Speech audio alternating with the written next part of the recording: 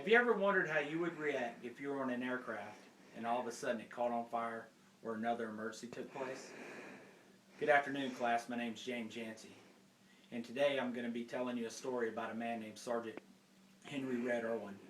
And hopefully, after I finish my story, you will gain a better appreciation for our military heritage.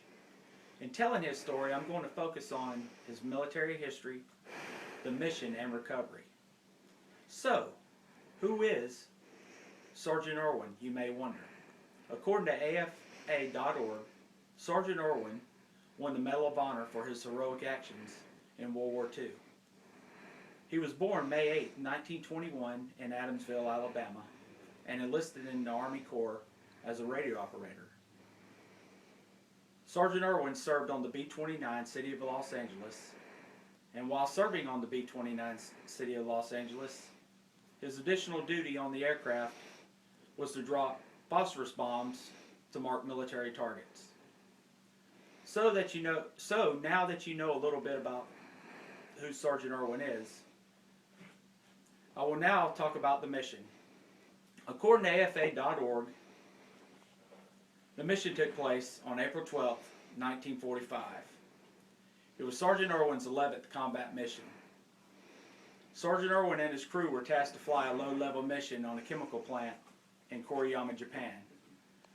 So Sgt Erwin went to drop a phosphorus bomb on a target in the plane when the canister flew back inside the aircraft.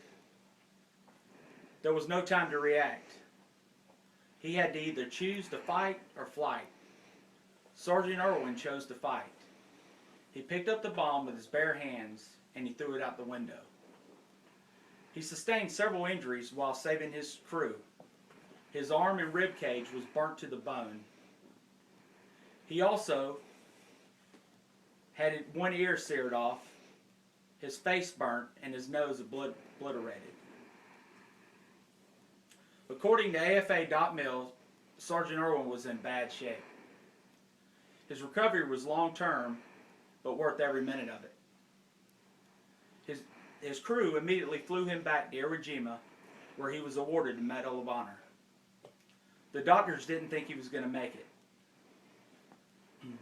But after 30 months and 41 surgeries, with no complaining, they were successful. They were able to restore one use of one arm and his eyesight. In 1947, Master Sergeant Erwin was discharged, and for 37 years he worked as a Veterans Benefit Counselor. Now that you've heard the story of Sgt Erwin, let's go back and review what I've discussed. Today you have learned the story of Sgt Henry Erwin.